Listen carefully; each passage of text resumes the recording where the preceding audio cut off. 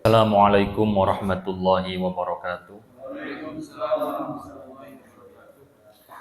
Bismillahirrahmanirrahim. Alhamdulillahi rabbil alamin. Al-Fattahil alim alladzi arsyada man istafahu min ibadihi lit-ta'allumi wat ta'lim.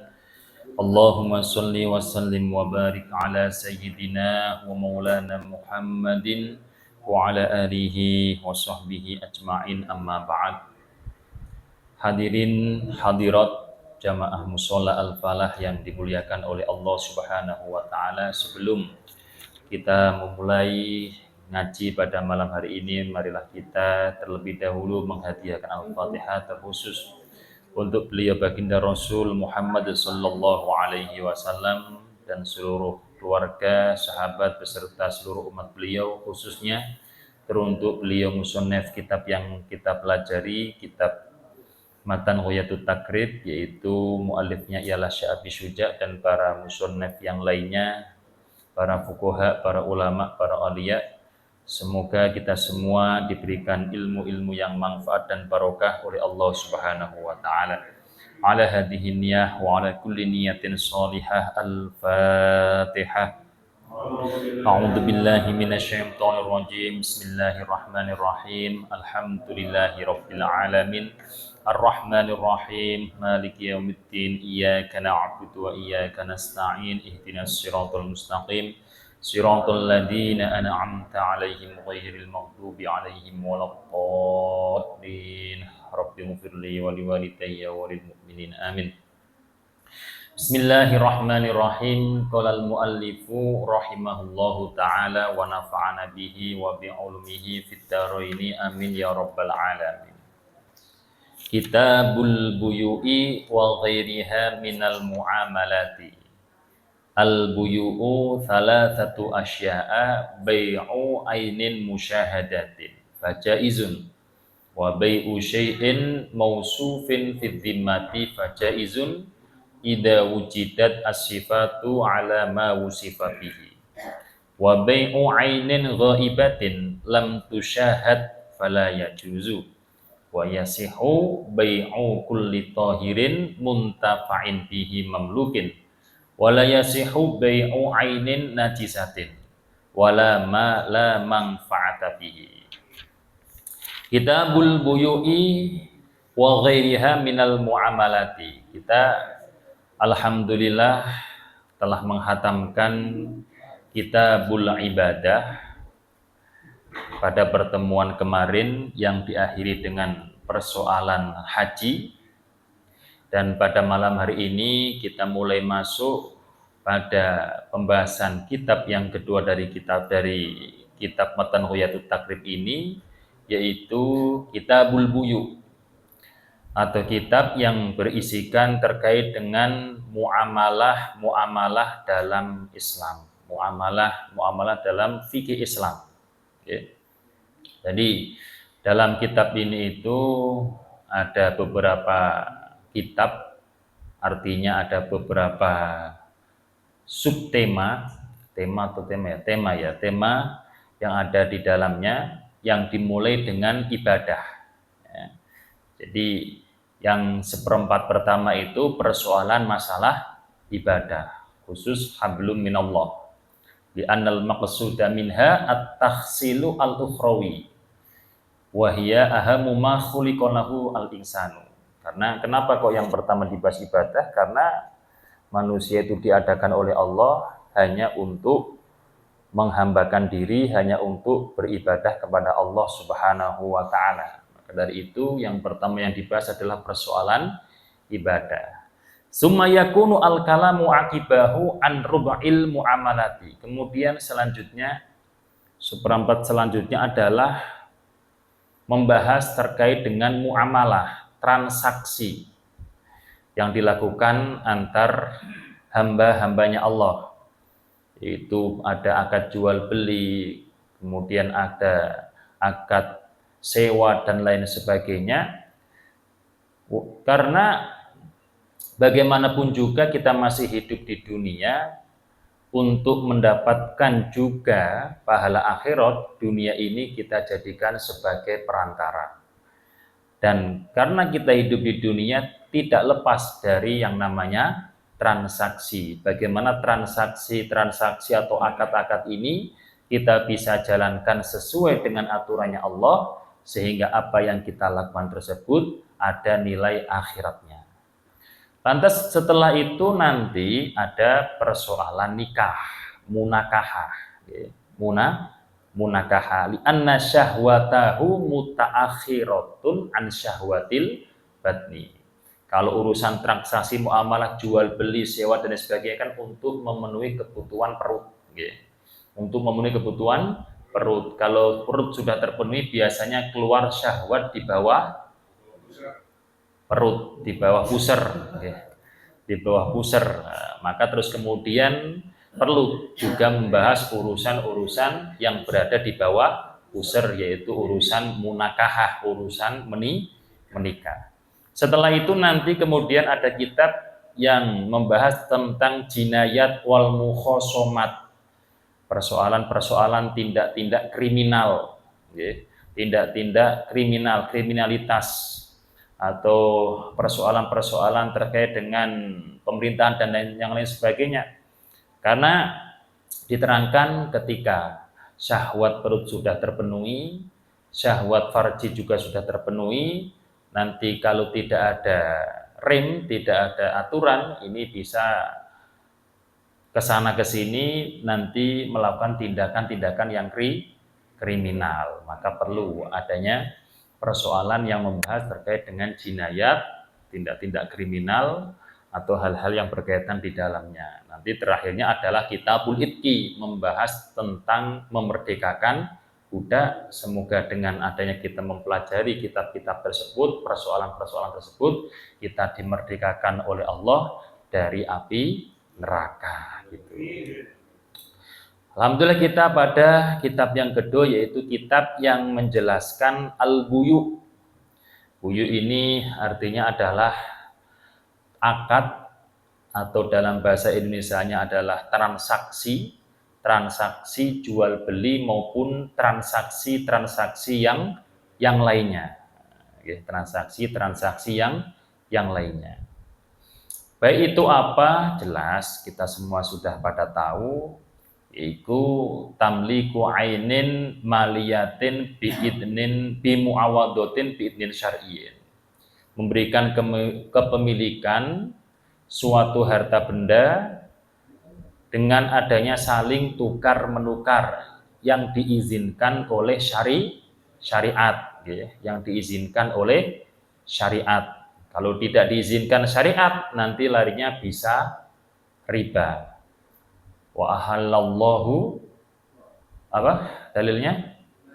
Wa ahallallahu al-bai'a wa harramar riba. Itu. Jadi kalau tidak sesuai dengan aturan legalitas dari akad jual beli, nanti larinya bisa masuk riba. Bisa masuk riba. Nanti setelah bab ini ada persoalan khusus menjelaskan terkait riba. Lah, baik ini termasuk suatu transaksi yang memang sering disebut dalam hadis-hadisnya baginda Rasul Muhammad Sallallahu Alaihi Wasallam. Bahkan di situ dalam Al-Quran juga ada persoalan-persoalan tentang akad jual beli yang disandingkan dengan persoalan keharaman, yaitu riba. Ini memberikan kepahaman bagi kita ketika ada persandingan baik ini halal, riba ini haram. Nah, maka kemudian jikalau kita melakukan akad baik jual beli yang sesuai dengan aturan syariat, ini tentu kita mendapatkan pahala yang luar biasa dari Allah Subhanahu wa ta'ala. Maka dalam hadis Rasul, suatu saat beliau ditanya oleh salah satu sahabat, ayyul kasbi atyabu, pekerjaan apa yang paling baik? Terus kemudian jawaban Rasul, qala amalur rajuli biyadihi wa kullu bai'in mabrurin. Yaitu amalnya seseorang dengan tangannya sendiri. Ada harokah dari dia, ada pola obah dari dirinya, ada hasil keringat, ada hasil dari keringatnya. Terus kemudian ditambahi oleh beliau setiap jual beli yang mabrur, yang baik. Maksudnya apa? Aila ghisya fihi wala khiyanata. Tidak ada tipuan di dalamnya dan tidak ada pengkhianatan. Nah, sangat banyak sekali hadis yang kemudian menjelaskan terkait dengan keutamaan orang yang melakukan akad jual beli. Bahkan para ulama terdahulu itu banyak yang usahanya itu bentuknya usaha jual beli atau perdagangan, perdagangan. Jadi perdagangan. Jadi ada 3 kan yang terus kemudian dibahas, yaitu ziro'ah, kemudian tijaroh, lantas kemudian sina'ah. Kalau sina'ah itu produsen, jadi membuat sesuatu barang, itu namanya industri lah, produsen membuat suatu barang terus kemudian nanti ada yang menjualkan. Kalau kemudian dia juga menjualkan, dia juga berarti orang yang pelaku dagang. Nah, terus kemudian ada ziro'ah, yaitu cocok tanam atau berkebun. Lantas kemudian ada tijaroh, yaitu perdagangan. Nah, ini kemudian ulama itu berbeda pendapat, mana yang lebih utama. Kalau sina'ah ini yang paling terakhir. Yang diperdebatkan itu mana yang lebih utama antara tijaroh sama ziro'ah. Ayyuhuma afdol. Ini berbeda pendapat. Mana yang lebih utama antara petani atau pekebun, tukang kebun, dibandingkan para pelaku dagang, para pebisnis. Nah, ini berbeda pendapat. Ada yang mengatakan yang lebih utama adalah mereka para petani, mereka para tukang kebun. Ada yang memberikan pendapat yang paling utama adalah mereka yang berdagang. Ada alasannya masing-masing itu. Kalau yang memberikan pemahaman paling utama adalah mereka yang bercocok tanam, berkebun, karena kemanfaatannya itu lebih umum. Orang yang bertani, yang makan juga bukan cuma petaninya, burung ikut makan, tikus ikut makan, wereng ikut makan. Jadi sedekahnya itu lebih banyak. Yang penting ikhlas. Kalau nggak ikhlas ya sama aja. Jadi seperti itu. Jadi kemanfaatan para petani itu luar biasa. Karena banyak makhluknya Allah yang lain itu ikut juga memanfaatkan keong dan apapun di situ ikut memanfaatkan tanamannya. Sementara dari ulama yang mengatakan lebih utama itu berdagang, karena Rasulullah Shallallahu Alaihi Wasallam semasa hidupnya pada prakteknya beliau itu benar-benar melakukan perdagangan. Jadi Rasulullah kalau dalam pola pikir para ulama ini, beliau kan nggak pernah berkebun, beliau itu kan nggak pernah bertani. Cuma hadis yang menerangkan tani, berkebun itu banyak, tapi tidak langsung action dalam pertanian. Beliau lebih banyak action dalam perdagangan. Maka yang lebih utama itu dagang, sebab lebih mirip niru baginda Rasul Muhammad Sallallahu Alaihi Wasallam. Jadi memang ada benarnya kalau kita mau kaya, ya lewatnya hal-hal semacam itu. Yaitu apa? Kalau mau kaya dagang. Kalau memang nggak bisa dagang ya tani. Atau yang berkaitan dengan bisnis itu kalau yang mau kaya. Kalau urusan ngajar itu jangan harap kaya seperti mereka. Harus terima kenyataan. Tapi kalau ngajar itu cukup. Tapi bukan berarti kaya. Tapi kemudian jangan jadi alasan kemudian gaji nggak naik. Itu kasihan juga. Kalau ada tuntun gaji naik itu berarti belum cukup, mungkin seperti itu. Walhasil sampai sekarang yang saya pahami, jadi jalur kaya itu tidak ada kata-kata dari jalur ngajar. Tapi ngajar itu cukup gitu loh. Kalau ngajar itu cukup, dilalahnya ki ono ai. mau pergi delalahnya ada-ada aja. Umpama anak yang ada sakit, saya itu beberapa waktu lalu itu cerita aja Pak ya, punya tabungan, wah lumayan tabunganku ini. Kok dilalah kok anak sakit, waduh, bablas akhirnya. Oke. Jadi orang ngajar kalau memang selama itu masih urusan ngajar ya harus terima. Delalahnya pokoknya yakin mesti cukup. Tapi kalau kamu ingin lebih dari itu jangan cuma di situ, harus ada usaha bisnisnya. Maka kiai-kiai saya yang di Sarang atau mungkin kiai-kiai juga yang di lainnya, beliau-beliau ini kaya-kaya tapi banyak sederhana.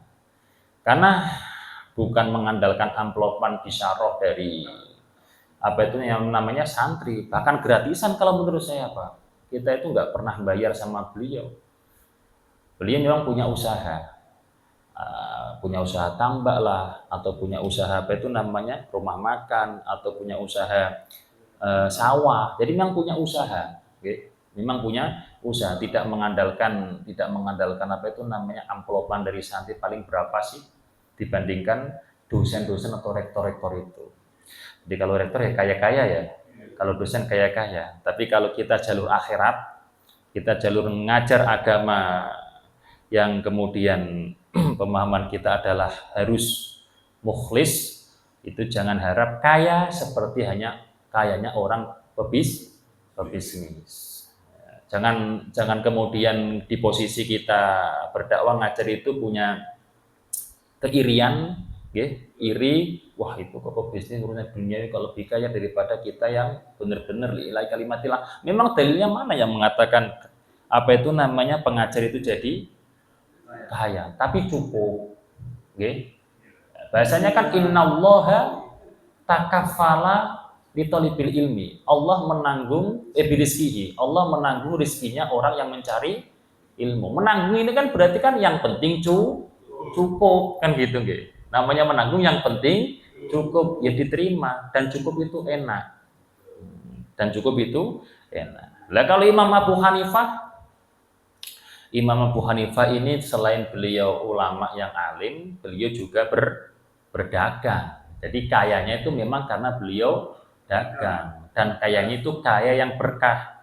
Kalau ulama-ulama terdahulu bahkan dalam urusan mengambil keuntungan itu benar-benar memperhatikan dengan betul. Enggak terus kemudian apa itu namanya asal-asal yang penting banyak. Bahkan ada sebagian ulama, ini saya cuma cerita, saya cuma menyampaikan. Kalau mengambil untung sih sebenarnya terserah. Secara hukum fikih dasarnya itu terserah, mau buahnya, mau mengambil untungnya 100%, 200%, itu sebenarnya secara hukum fikih tidak masalah. Tetapi kalau kita naik tingkat untuk lebih hati-hati, lebih meniru orang-orang terdahulu yang solih-solih, bahkan sebagian ulama terdahulu itu menyatakan la yajuzu akhdhu ribhin aktsar minats-thuluth. Tidak boleh mengambil keuntungan lebih daripada sepertiga modal. Tapi ini sebagian ulama, bukan berarti terus kemudian ini ngejas berarti nggak boleh, haram, enggak. Ini sebagian ulama yang mereka terkenal dengan para salafus soleh. Dan ini tadi saya pelajari, saya buka kitab Syarah Yaqutun Nafis, tidak saya bawa karena kitabnya lumayan tebal, berat, maka cukup saya foto. Dan Imam Abu Hanifah ini kan pedagang. Imam Abu Hanifah ini pedagang. Beliau itu wala ya'khudhu ribhan illa khamsah fil mi'ah. Kalau modelnya 100, ngambil untungnya paling 5 dari 100. Berarti berapa persen itu? Cuma 5% gitu. 5 dari 100. Cuma seperti itu. Pernah suatu ketika pada waktu beliau di tempat dagangnya menjual pakaian, kan ada karyawannya. Ada pakaian yang memang di situ sudah dipeseni harganya 1000 dirham, ada pakaian yang seharga 500 dirham. Suatu saat pada waktu di situ tidak ada Imam Abu Hanifah, yang jaga itu cuma karyawannya. Lantas ada Arabi itu orang kampung, wong desa, kemudian datang ke toko pakaiannya Imam Abu Hanifah membeli pakaian. Tadi kan sudah dipeseni, ini harganya 1000 dirham, ini harganya 500 dirham. Lah pada waktu di situ dilalahnya karyawannya itu yang pakaian seharga 500 dirham dijual 1000 dirham. Ini kalau karyawan bisa menjual seperti ini kan malah tambah mendapatkan fee, ya kan? Mendapatkan apa? Fee, bisa menjualkan lebih daripada yang tertuliskan tadi kan gitu. Terus kemudian pulang di tengah perjalanan ketemu Imam Abu Hanifah si Arabi ini. Ditanya beliau apa itu namanya memang sumeh, ditanya dari mana umpama seperti itu. Ini baru beli pakaian apa, harganya berapa, dilihat. Ini harganya 1000 dirham. Kaget Imam Abu Hanifah. Loh, bukannya ini tadi pakaian yang dari tokoku mestinya harganya 500 dirham. Oh, akhirnya si Arabi ini diajak Imam Abu Hanifah ke tokonya. Ayo ikut aku dulu sebentar. Yang diomelin siapa? Karyawannya. Tetapi Arabi ini juga hatinya bagus. Artinya udah, wahai Imam Abu Hanifah, aku nggak mempermasalahkan kontrol itu, aku ridho. Udah jangan apa itu namanya karyawannya itu dimari atau diomeli. Enggak, ini urusan amanah. Ini urusan kejujuran. Pilihannya dua. Kamu minta tambah lagi satu pakaian, tidak perlu menambah ongkos, atau pakaian yang sudah kamu ambil ini tak ganti yang lebih bagus, juga tidak tambah ongkos, seperti itu. Akhirnya si Arabi ini karena sudah di posisi seperti itu ya akhirnya memilih mengambil pakaian lagi. Alhamdulillah, ini kejujuran. Dan Imam Abu Hanifah itu nggak pernah terkenal kiri karena bangkrut, nggak pernah. Jadi bukan terus kemudian tiba-tiba melejit jebret, kuaya tiba-tiba ambruk blek. Ya, itu kan karena mungkin salah proses atau mungkin tidak sesuai dengan syariat. Ada lagi ulama tasawuf, seorang sufi yang namanya Syekh Sari As-Sakoti. Kalau kita belajar kitab tasawuf sering kita mendengar yang namanya Syekh As-Sari As-Sakoti. Atau kemudian ada lagi Syekh Ibnu Athaillah As-Sakandari, Syekh Abdul Qadir Dunun Al-Misri. Itu kan ulama-ulama yang di posisi tasawuf. Kalau dalam fikih ya Imam Syafi'i lah, Imam Abu Hanifah dan lain sebagainya. Ini beliau itu juga pedagang. Nah, beliau dalam berdagang itu yang namanya sufi. Kalau di toko itu, di tokonya tempat berdagang itu, beliau itu tak kurang setiap harinya sholat 100 rakaat.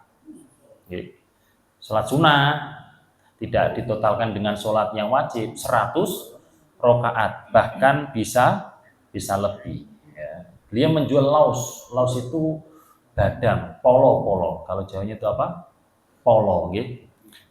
Jadi jualnya itu polo. Suatu saat dalam praktek jualnya itu kan ada maklar yang menjualkan. Harganya 60. Pada waktu hari itu harganya 60. Terus kemudian datanglah calon pembeli. Terus kemudian ditanyakan harganya 60. Belum deal. Ya udah nanti kalau jadi aku kesini lagi. Nah, sudah sudah ada omongan seperti itu tapi belum deal. Terus esok harinya atau beberapa hari, nggak lama lah pokoknya, ternyata seperti halnya telur. Begitu MBG aktif kemudian tiba-tiba naik gitu loh, okay? tiba-tiba naik. Terus akhirnya dari yang makelar tadi lapor tentang harga pasaran laos tadi. Wahai Syekh Sari As-Sakoti, ini harga. Tapi kan polo tadi kan sudah polo yang lama kan, bukan kulakan baru kan gitu. Wahai Syekh Sari As-Sakoti, ini polonya ini harganya sudah naik. Sekarang pasarannya harganya menjadi 90. Menjadi 90 rupiah apa terserah, pokoknya menjadi 90. Jadi kalau Syekh Sari As-Sakoti ini sebenarnya bisa mengambil untung yang lebih banyak, bukan rugi kan, karena memang kulakan lama kan gitu. Terus kemudian saya rasa kok itu ternyata gini, ini nggak bisa. Saya sudah terlanjur tadi menyepakati nanti nunggu dia kembali kalau deal dengan harga segi, dengan harga segi. Jadi ini tetap aku jual 60 meskipun pasarannya 90.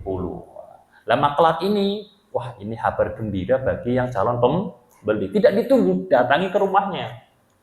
Nah, katakanlah si Fulan, wahai Fulan, ini kamu beruntung nih, mumpung Syekh Sari Sakote ini tidak menaikkan harganya padahal pasarannya itu naik. Segera ambil yang kemarin kamu sudah janjian kepada Syekh Sari Asakoti atau kepada saya kan gitu. Harganya tetap 60. Lah ini calon pembelinya ini juga luar biasa. Ya nggak mau aku. Kalau seperti itu nggak enak. Wong harga umumnya itu 90 kok aku beli 60. Jadi masalah itu bolak-balik Pak. Datang ke saya sini nggak mau, pokoknya 60. Datang ke calon pembeli nggak mau, pokoknya 90. Ngapok wong akhirnya nggak jadi. Okay. Apa yang kita ambil dari pelajaran para ulama, para sufi, para wali-walinya Allah dahulu itu, beliau itu sangat menikmati bagaimana cara berdagang yang ditetapkan oleh syariat, oleh Allah, oleh Rasulullah Muhammad Sallallahu Alaihi Wasallam. Karena perdagangan yang sesuai dengan syariat itu adalah sebenarnya bagian daripada ibadah. Tidak harus menunggu hasilnya nanti disedekahkan. Proses yang sesuai dengan syariat itu sudah ibadah yang luar biasa. Makanya nggak ada cerita bangkrut kemudian sampai ngenes, nggak pernah. Karena andaikan kemudian melerak ya nggak kemudian anjlok seperti itu. Maka ada salah satu orang kaya tapi keramat. Di hadis ada. Memang itu kalau nggak salah kalau nggak di zamannya Nabi Isa itu di zamannya Nabi Musa. Okay. Tapi ini yang menceritakan hadisnya baginda Rasul Muhammad Sallallahu Alaihi Wasallam di kitab Riyadhus Shalihin pada waktu dulu saya ngaji bersama kiai saya. Kalau nggak salah di Riyadhus Shalihin. Atau kalau nggak di Riyadhus Shalihin itu ya di Muqtafah Hadis, tapi kayak di Riyadhus Shalihin. Itu ada orang kaya ditanya, wahai orang kaya, katakanlah gitu deh. Kok Anda itu kaya tapi kok keramat gitu. Kaya kok punya karomah. Umumnya kaya ya kaya gitu aja, karomahnya ya dia banyak sedekah. Enggak, ini enggak cuma itu. Kaya keramat. Kemudian saya cari lagi dalam redaksi yang lain itu, ini orang ini adalah orang yang berkebun atau bercocok tanam. Di saat yang lainnya itu kekeringan. Di saat yang lainnya itu kekurangan air. Pada satu saat Nabi Musa, kalau enggak Nabi Isa gitu ya, itu terus kemudian ada mendung, tiba-tiba itu pindah cepat ke suatu tempat dan dikejar oleh beliau Nabi Isa, kalau enggak salah Nabi Musa. Dikejar, ternyata mendung itu terus kemudian menurunkan hujan di suatu ladang, dan di ladang itu ada masih petaninya. Ditanya, nah petani itu ternyata terkenal kaya, sukses lah. Yang lainnya pada paceklik, yang lainnya pada kolab, setelah rumus ditutup kolab, tapi dia tetap oke gitu loh, tetap eksis. Ditanya, amalan Anda itu apa? Amalannya bukan banyak zikiran, bukan kemudian banyak tahajud, enggak, tetapi bisa mengelola, memanage rizki yang telah diberikan oleh Allah Subhanahu wa Ta'ala. Setiap beliau menghasilkan daripada apa yang beliau tanam itu selalu dibagi 3. Sulus dibagi 3. Yang pertama tentunya untuk kebutuhan beliau dan juga kebutuhan keluarga beliau. Namanya orang hidup ya punya kebutuhan dan juga perlu enak-enak supaya tambah semangat. Terus kemudian yang sepertiga ini adalah untuk kebutuhan sosial. Apakah itu zakat atau lebih dari sekedar zakat, sedekah, infak maupun yang lainnya. Dan sepertiga ini untuk mengembangkan bisnisnya. Jadi tidak stagnan cuma bisnis dalam satu hal, tetapi ada pengembangan. Jadi ketika umpama dalam bisnis ini kolab, dia sudah punya cadangan bisnis yang lain. Jadi Islam itu tidak menghalang-halangi untuk mengembangkan bisnis jikalau memang dia itu pintar dalam bidang itu. Sebaik-baiknya harta itu kan harta yang berada di tangannya orang yang soleh kan gitu. Mari kita bahas persoalan tentang bayi. Bismillahirrahmanirrahim. Al-buyu'u salah satu asya. Akad jual beli itu ada 3 perkara, ada 3 bentuk. Yang pertama BU ainin musyahadah fajaizun, yaitu menjual suatu harta benda yang memang bisa dilihat dari kedua belah pihak. Bisa dilihat oleh kedua belah pihak, baik penjual maupun pembeli. Fajaizun, maka hukumnya sah. Hukumnya sah jikalau memang apa yang diperjualbelikan itu juga sah untuk diperjualbelikan. Ada manfaatnya, tidak termasuk barang yang haram dan lain sebagainya. Itu dilihat dari keduanya, maka sah jelas. Lah, melihatnya itu tidak harus kemudian seluruhnya. Bisa dilihat seluruhnya, kulan, atau dilihat sebagian, tetapi bisa mewakili keseluruhan atau hukman. Sebelumnya sudah pernah melihat, pada waktu akad-akatan tidak ada barangnya. Berarti kan sebelumnya sudah, umpama nih motornya Pak Jaka dijual, sudah kita lihat sebelumnya. Pada waktu akad-akatan nggak ada motornya. Motor ini kan nggak mungkin termasuk barang yang basi, toh, gitu. Nah, maka sah-sah saja seperti itu. Jadi melihat di sini bukan terus kemudian melihat harus dibolak-balik utuh, enggak. Ada yang perhatian memang melihat keseluruhan, ada yang perhatian melihat sebagian tetapi mewakili keseluruhan, atau di situ perhatian secara hukman. Pada waktu akad tidak ada barangnya, cuma sebelumnya sudah pernah melihat, maka hukumnya ialah sah.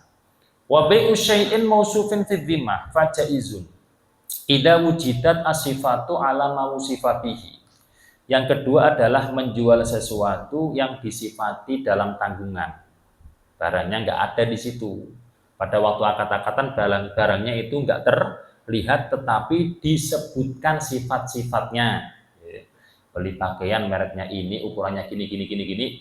Sifat yang sampai benar-benar jelas apa yang diinginkan, dan itu hukumnya diperbolehkan. Jikalau nanti realnya barang yang dibeli tadi sesuai dengan ketentuan atau kriteria yang disebutkan gitu. Tapi nanti ada babnya sendiri namanya salam. Yang ketiga BU ainin ghaibatin lam tusyahad fala yajuzu. Yang ketiga adalah menjual suatu harta benda yang ghaib. Ghaib itu tidak ada, yang belum pernah dilihat sama sekali. Kalau sudah pernah dilihat kan maksudnya yang pertama tadi, kan gitu. Ini belum pernah dilihat sama sekali. Baik belum pernah dilihat keduanya, atau belum pernah dilihat salah satunya. Dalam hal ini maka jelas tidak diperbolehkan, karena gharar, akan menimbulkan perkara yang merugikan dari keduanya atau dari salah satu pihak. Wa yasihu bi'u kullin tahirin, wa yasihu bi'u kulli tahirin muntafa'in bihi mamlukin. Sah memperjualbelikan suatu harta benda yang suci, dapat diambil kemanfaatannya dan memang dimiliki. Ada wilayah. Jadi yang sah untuk memperjualbelikan itu ada wilayah, baik dia memiliki atau dia menjadi wali, penguasa, sebab ada yang dikuasai. Contoh pengasuh anak yatim, dia menjualkan hartanya anak yatim, kan gitu. Orang tua menjualkan hartanya anaknya, atau pengasuh orang gila, dia menjualkan hartanya orang gila, itu enggak masalah. Atau wakil, mewakili daripada orang yang mewakilkan kepada dirinya. Ada wilayah, ada penguasaan, baik kepemilikan atau terus kemudian orangnya ini adalah menjadi seorang wali, penguasa, sebab ada yang diurus. Terus dan yang ketiga adalah berartinya dia sebagai seorang wakil. Wala yasihu bai'u ainin najisatin, tidak sah menjual barang yang najis. Tidak sah menjual pupuk kompos, teletong. Kalau gitu, ya. Nah, itu enggak sah. Nah, kalau diakati jual beli loh. Jadi gini loh. Kita membahas muamalah, kita membahas transaksi ini adalah persoalan fikih yang sangat luas. Yang sangat luas dan sangat lentur. Tapi bukan berarti kita mempermudah gampang gitu, enggak.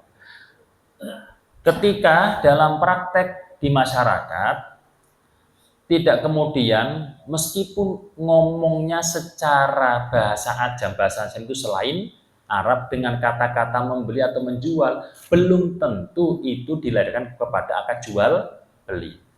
Kan gitu. Contoh, Bapak punya ballpoint, itu biasanya gimana kata-katanya? Pinjem pulpennya. Itu kira-kira digunakan apa enggak? Apa cuma dipegang doang? Kan kalau digunakan ada yang kalong atau ada yang hilang apa enggak? Ada. Apakah kemudian larinya kepada akad ariah? Pinjam, meminjam? Kan enggak. Oke. Akadnya ya akad apa itu namanya hibah, memberikan memberikan mangsilah bahasanya, sukarela memberikan isi daripada ballpoint. Ibahah atau seperti itu. Jadi bahasanya kalau dalam kaidah itu gini, al-ajam lawat alahu. Bahasa ajam itu tidak ada waduknya, tidak mesti dilarikan kepada berhubung kata-katanya menjual dan membeli berarti langsung akad baik.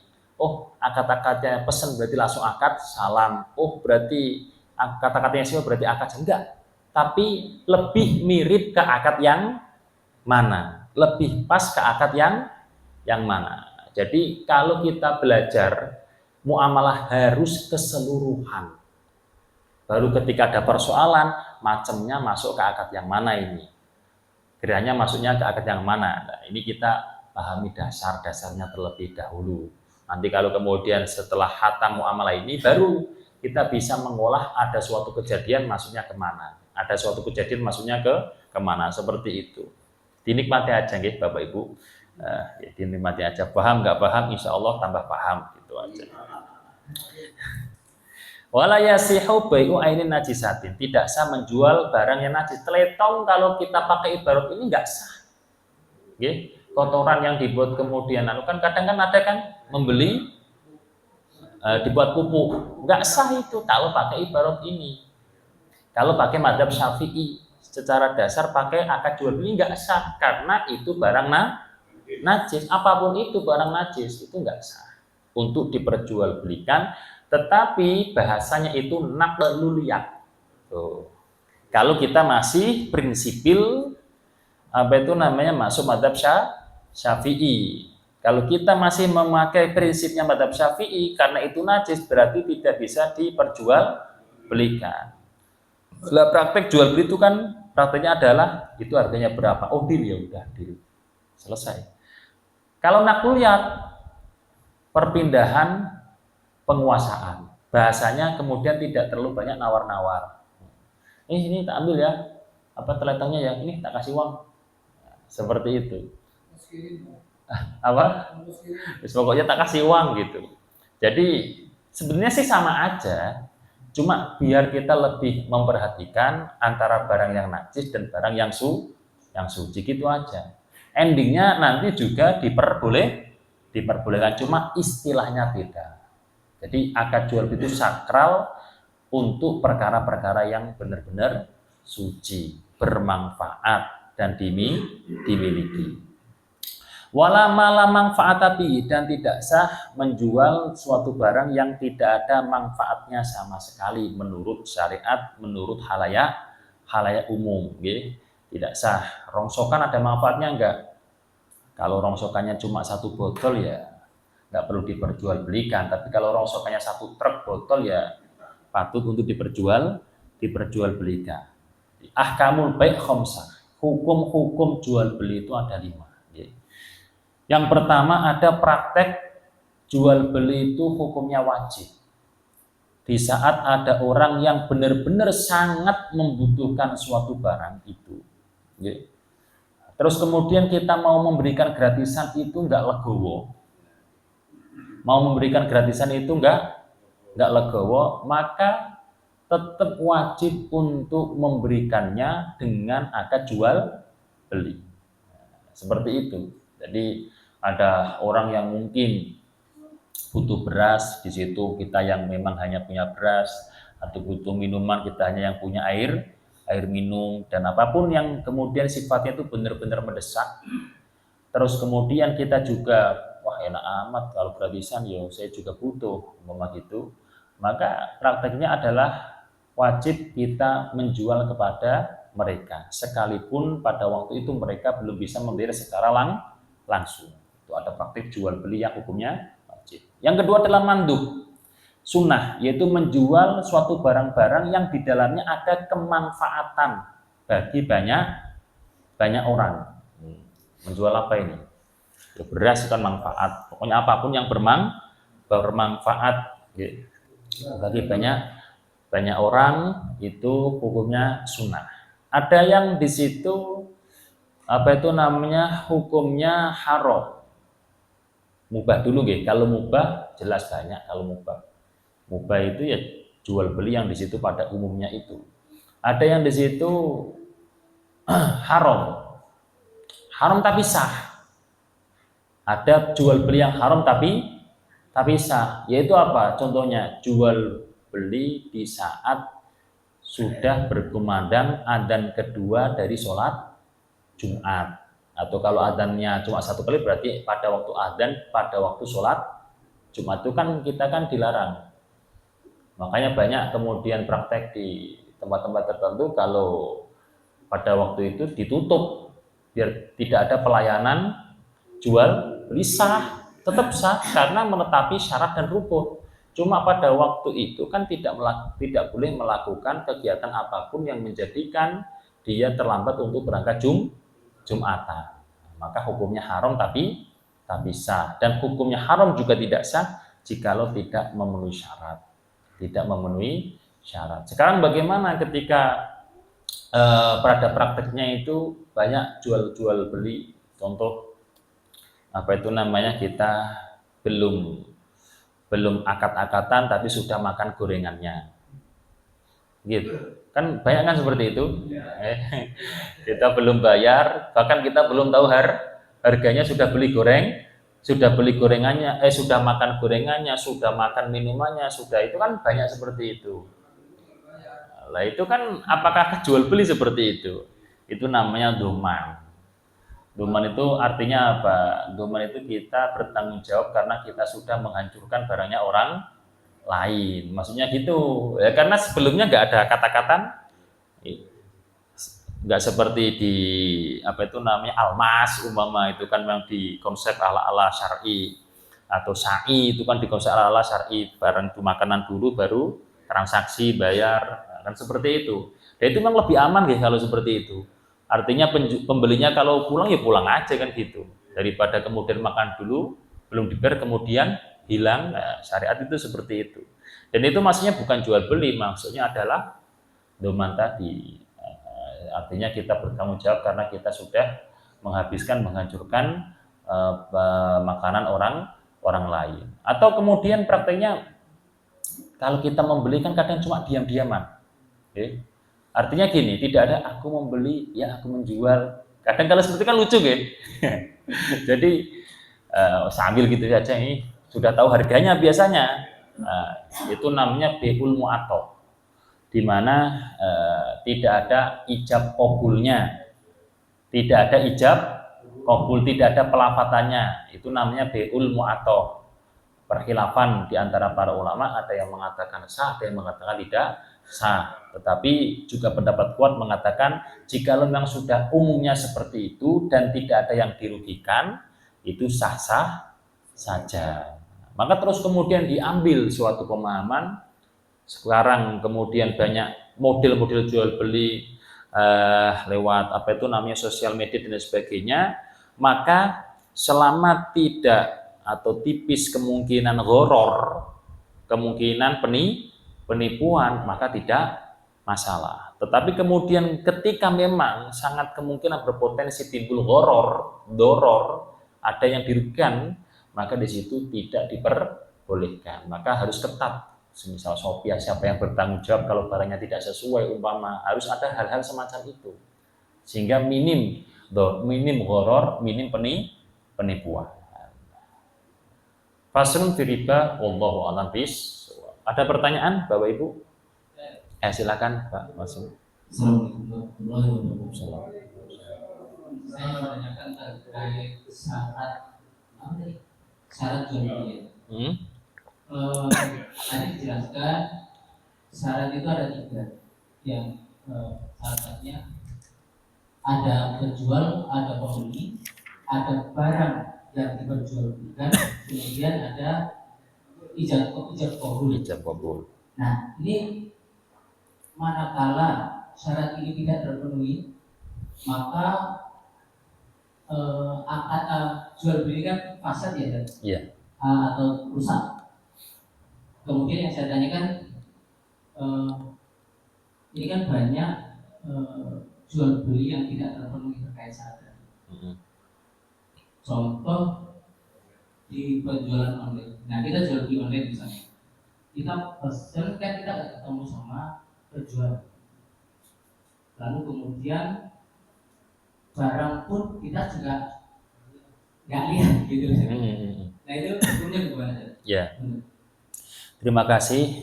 Jadi makanya dengan perkembangan zaman, maka itu juga persoalan itu tambah berkembang. Tetapi kemudian bukan berarti tidak ada jawaban.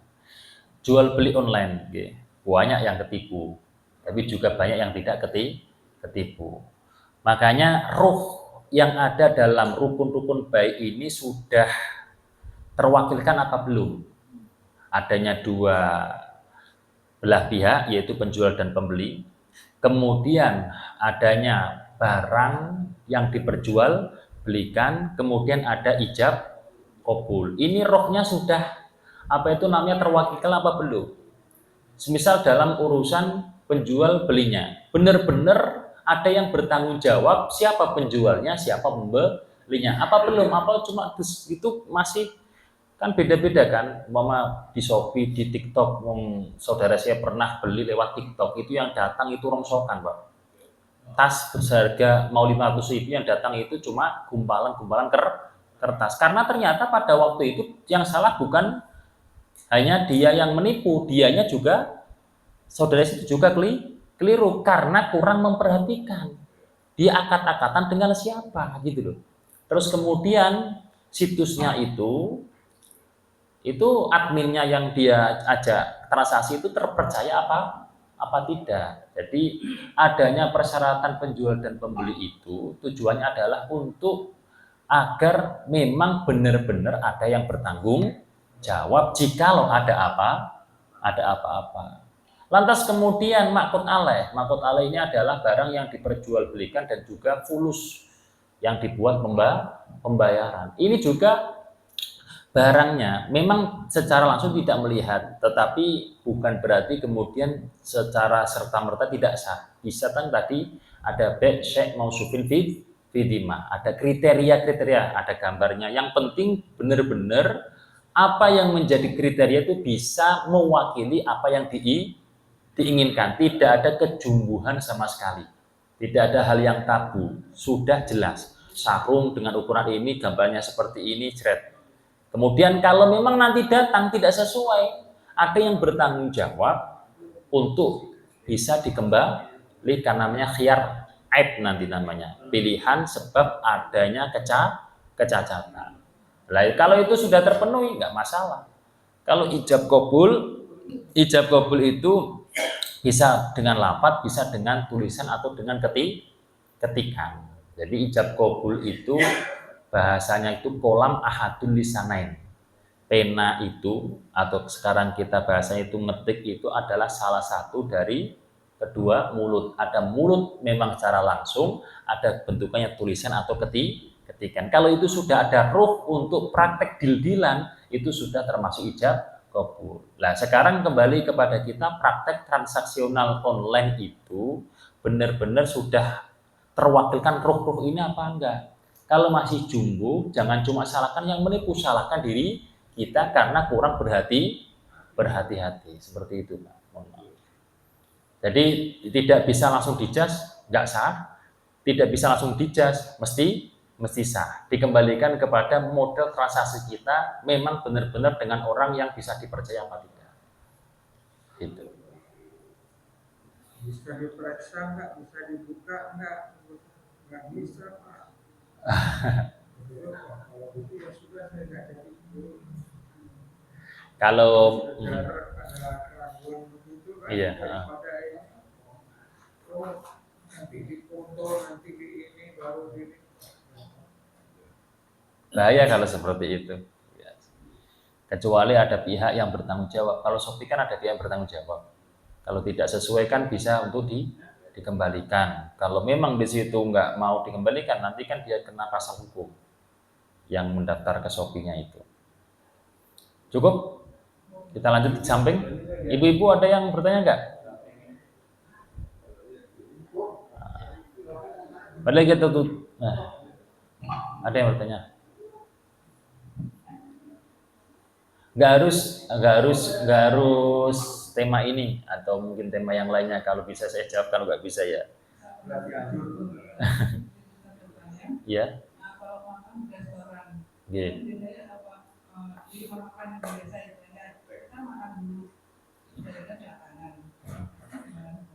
Namanya ternyata itu rasanya makanannya itu mengecewakan gitu. Tidak sesuai.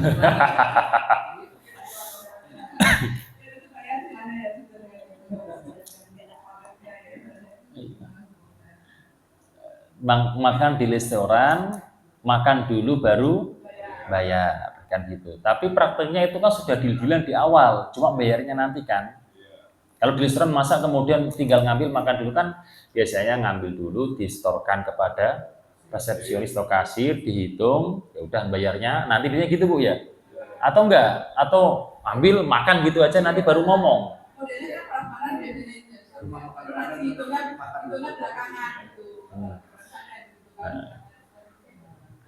Ternyata rasanya itu nggak sesuai. Ya. Kalau ini belum kepada rasa loh Bu, belum kepada rasa. Kita masuk kepada praktek akadnya dulu, ya kan? Kalau memang kemudian prakteknya itu diambil dulu, langsung dimakan, baru ngomong, oke?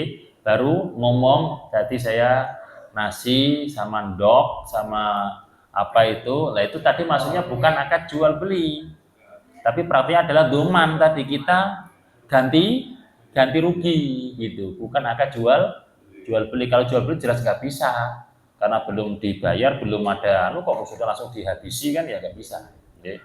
Tapi kalau praktiknya adalah apa itu namanya seperti di warung joglo Pak Nul ya, diambil dulu seret, terus kemudian ditotal dulu, ya udah bayarnya nanti itu ya akad jual beli.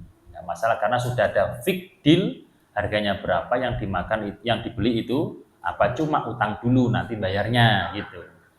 Nah, terus masalah rasa yang mengecewakan, ya, kalau memang rasanya itu berbeda daripada tujuan makanan itu dibuat, bisa saja basi, atau memang telur ternyata rasanya daging, loh, atau daging rasanya telur, lah itu berarti termasuk penipuan, horor, patut untuk dituntut. Tapi kalau rasanya sekedar kurang asin, tidak menyalahi daripada tujuan itu telur, ya tetap telur, tetapi memang di situ tidak atau kurang dengan selera kita, itu nggak bisa.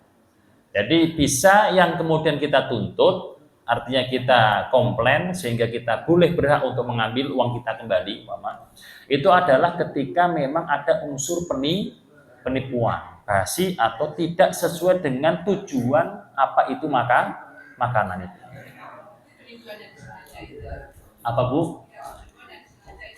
Ya, contohnya apa sih Bu? Contohnya yang tadi tidak sesuai tadi apa contohnya? Makanya asinan terus dia kan mubazir dan makan. Nah kalau keasinan, saya kemarin beli rawon asin banget, tapi kan tetap rawon gitu loh.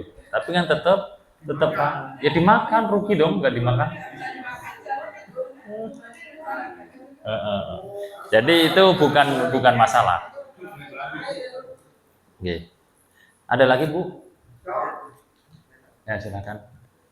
mengenai pupuk, Pupuk. kebetulan saya kan penjual pupuk padi ini, Mm-mm. ya penjual pupuk itu. Mm-mm. Nah, tadi kan mungkin pupuk kandungan haram ya. Enggak masalah haram. Kalau dimasukkan kepada akad jual beli yang prinsipil secara mendasar, itu menurut madhab Syafi'i itu tidak sah. Tapi bukan kemudian kita langsung jas haram karena dialihkan kepada akad yang lain. Tapi mengenai yang dijual itu udah diproduksi, udah dibungkus gimana? Ya nggak masalah. Nggak masalah. Jadi gini loh, kita kalau membahas persoalan muamalah transaksi, semisal pada pasal akad tertentu itu tidak sesuai dengan persyaratan, jangan kemudian kita punya pola pikir, oh berarti itu haram. Enggak, karena bisa mungkin dialihkan kepada akad yang lain. Jadi kita belajar muamalah itu seperti itu.